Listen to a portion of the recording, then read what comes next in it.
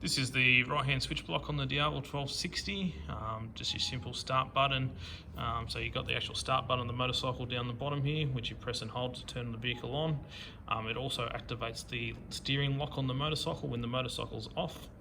Your kill switch, so in the down position you turn the motor off, or you actually have no access to the start button underneath. So flick it up and then you can start the bike by pressing the start button.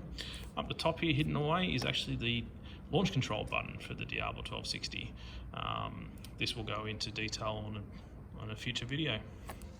I'm going to run through what the switch block on the left hand side of your Diavel 1260 does and the cruise control functions on the bike. The main menu button here, you've got up, down menu.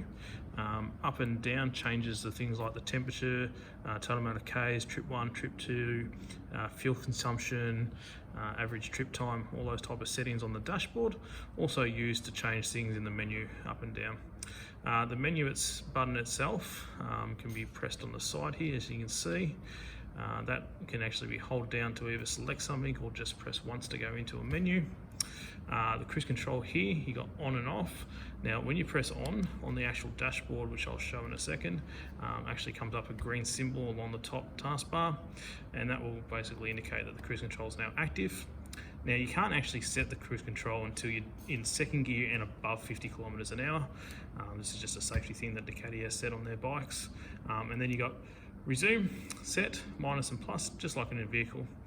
Now if you do touch any of the clutch or brakes while the cruise control is active, it will disengage it, but you can still accelerate while the cruise control is active, and then the cruise control will return back to the speed that you had set.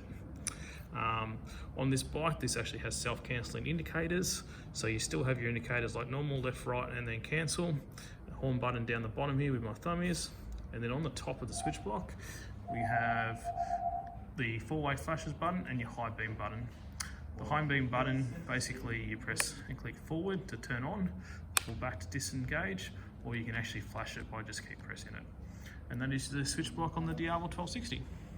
So as you can see in that top bar at the moment, you've got the ABS and traction lights flashing because the bike is currently stationary. If we press the cruise control button on, you can see that the green light appears. That is to indicate the cruise control is active and now can be used. And then you can see that, well, turning it off disappears.